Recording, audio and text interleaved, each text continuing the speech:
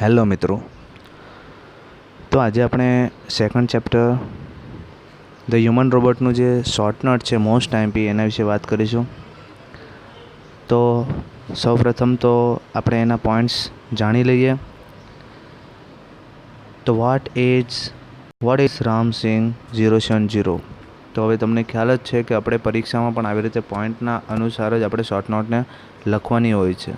તેથી આપણે જાતે કંઈ વિચારવાનું નથી, ખાલી આપણને સ્ટોરી ખબર હોય, વાક્ય રીતના બનાવતા આવડતું હોય તો તમે સરળતાથી શોર્ટ નોટ લખી શકો છો અને બેઠા 3માંથી 3 જો કોઈ ભૂલ ના કરો તો આરામથી ઇઝીલી મેળવી શકો છો. તો વોટ ઇઝ રામસિંગ 070? તો તમને ખબર છે કે રામસિંગ કોણ છે? તો ભાઈ રોબોટ છે. હુ પરચેસ્ડ હિમ?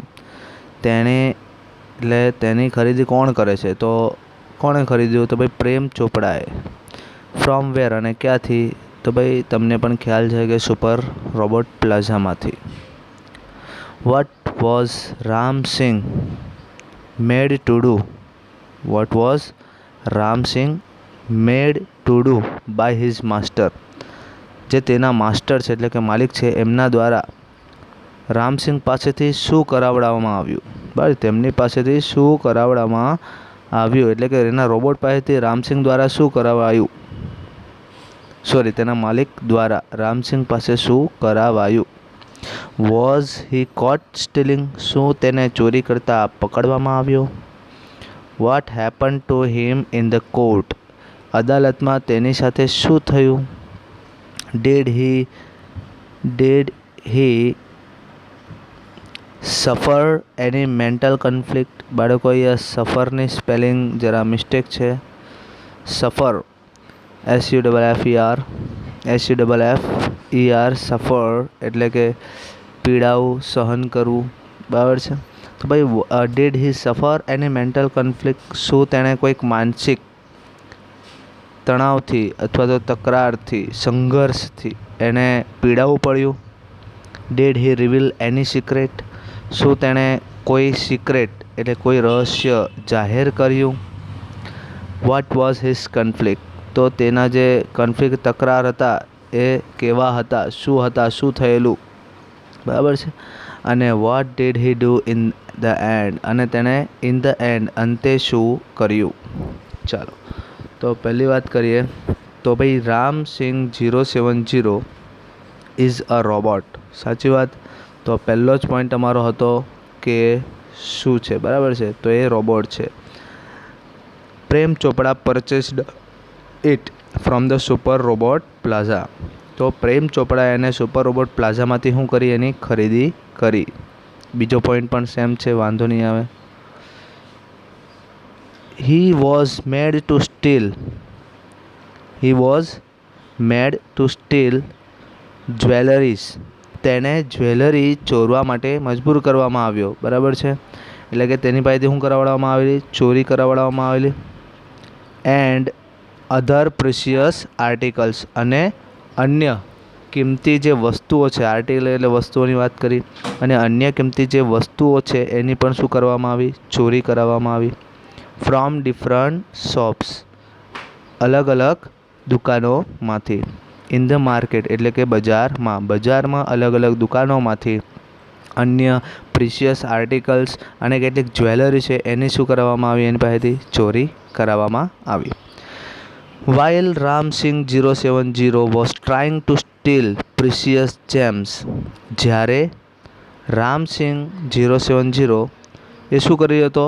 સ્ટીલ કરવાની એટલે કે ચોરી કરવાનો પ્રયત્ન કરી રહ્યો હતો પ્રિશિયસ જેમ્સ એટલે કે કિંમતી રત્ન ફ્રોમ ધ ઝવેરી બ્રદર્સને ત્યાંથી. જ્યારે કિંમતી રત્ન ચોરી કરવાનો પ્રયત્ન કરી રહ્યો હતો, he was caught red handed. તેને રંગે હાથ પકડી લેવામાં આવ્યો. In the camera capable of split second recording એટલે ક્ષણિક વારની રેકોર્ડિંગ કરતા સક્ષમ એવા કેમેરાઓમાં એને શું કરી લેવામાં આવ્યો? રંગે હાથ પકડી લેવામાં આવ્યો. આગળ વાત કરીએ કે હી વોઝ સમન એટલે બોલાવવું. સમનની સ્પેલિંગ બાળકો અહીંયા કદાચ ભૂલ છે. યસ, સમન SUMMONED, બરાબર છે, એ કાઢી નાખવાનો છે વચ્ચેથી. તો સમન એટલે બોલાવો. હી વોઝ સમન, એને પકડી લેવામાં આવ્યો એટલે એને કોર્ટમાં બોલાવવામાં આવ્યો. He was summon to the court. પછી શું થયું? વેર કે જ્યાં. હી વોઝ આસ્કડ કે જ્યાં તેને પૂછવામાં આવ્યું. To reveal the secret of the theft. To reveal કરવા માટે, જાહેર કરવા માટે. શું? The secret of the theft, જે ચોરી છે એનું રહસ્ય જાહેર કરવા માટે એને શું પૂછવામાં આવ્યું? હી ડિડન્ટ ડિસઓબે. તેણે ડિસઓબે કરવું એટલે આજ્ઞાનું ઉલ્લંઘન કરવું. તેણે આજ્ઞાનું ઉલ્લંઘન કર્યું નહીં. હિઝ માસ્ટર, તેના માલિકની કમાન્ડ એટલે કે આદેશ, તેના જે માલિક હતા એના આદેશની આજ્ઞાનું ઉલ્લંઘન કર્યું નહીં.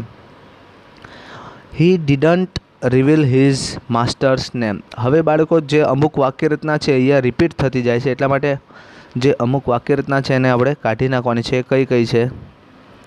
એક તો આ જ અહીંયાથી સ્ટાર્ટ કરીએ. He didn't reveal his master's name. He suffered, જો સફરની સ્પેલિંગ આપેલી છે SUFFER. Okay. He suffer a lot mental conflict. He revealed, આ પણ કાઢી નાખવાની છે બાળકો અહીંયાથી આખી. Disobey his master and broke principle cause. આ બધી વાક્ય રચના નીચે રિપીટ થાય છે, તો તમારે ખાલી લખવાની છે, એ જ મેં તમને કહું છું. તો he had caused harm to people by stealing things, thus broke he robotic system. તો ઓકે, અહીંયાથી સ્ટાર્ટ કરીશું હવે આપણે. અને આપણે ક્યાં સુધી? તો reveal his master's name. Okay. He suffered a lot of mental conflict. ચલો આટલા સુધી આપણે આ લખીશું કે he suffered a lot of mental conflict, કે તેને ઘણી બધી એવી માનસિક જે તકરારો છે એનો સામનો કરવો પડ્યો અથવા તો એને સહન કરવું પડ્યું. હવે તો હવે વાત કરીએ તો ડાયરેક્ટ અહીંયા આવી જઈશું આપણે. તો though he was a machine man, જો કે તે શું હતો? એક મશીન માણસ, બરાબર છે ને, એક મશીન જેવું પુરુષ હતો, માણસ હતો. He felt like a human being. He felt, તેને કેવું લાગતું? લાઇક હ્યુમન બિંગ, તે એક હ્યુમન બિંગ એટલે કે માનવ જાતિની જેમ જ લાગતો. એન્ડ ડિડન્ટ બિટ્રે હિઝ માસ્ટર, અને એના માલિકને ક્યારે પણ એને દગો દીધો નહીં. બિટ્રે કરવું એટલે વિશ્વાસઘાત કરવો. બિટ્રે એટલે વિશ્વાસઘાત કરવો. હવે કઈ રીતે? તો તમને ખબર છે કે ભાઈ પહેલાં 3 જે રોબોટિક્સ પ્રિન્સિપલ્સ હતા એ કયા હતા? કે એ તેના માલિકની આજ્ઞાનું શું કરશે? પાલન કરશે. બીજું કે તે લોકોને હાનિ પહોંચાડશે નહીં. ત્રીજું, અને તે પોતાની જાતને પણ હાનિ પહોંચાડશે નહીં.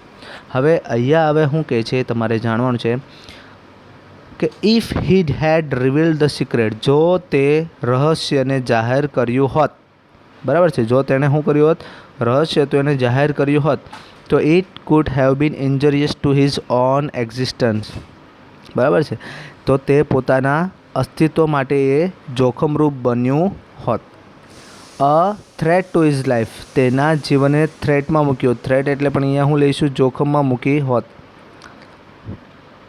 બીજું એમ કહે છે કે ભાઈ ઇફ હી રિવીલ્ડ ધેમ, અને જો તે તેમને જાહેર કરે, એટલે કે જે રહસ્ય હતા એમને જો કહી દે, તો he would have disobey his master, તો તે તેમના માલિકનું આજ્ઞાનું ઉલ્લંઘન કર્યું હોત.